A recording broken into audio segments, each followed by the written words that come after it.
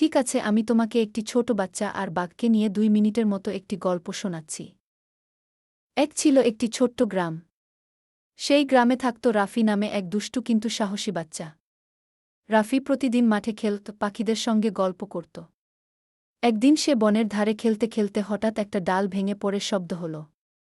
রাফি তাকিয়ে দেখে একটা ছোট্ট বাঘশাবক কাঁদছে।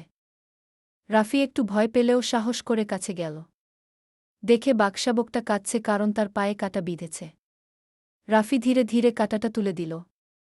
বাঘশাবক চুপ করে তাকিয়ে থাকল, তারপর হালকা করে গড়গড় শব্দ করে যেন হাসল। হঠাৎ দূর থেকে বাঘশাবকের মা এল। রাফি ভয়ে জমে গেল। কিন্তু আশ্চর্যের কথা, মা বাঘ কিছুই করল না, বরং বাচ্চাটিকে পাশে টেনে নিয়ে রাফির দিকে তাকাল, যেন ধন্যবাদ জানাল। তারপর থেকে রাফি প্রতিদিন বনের ধারে গেলে দূর থেকে বাঘ মা আর বাঘশাবক তাকে দেখে রাখত।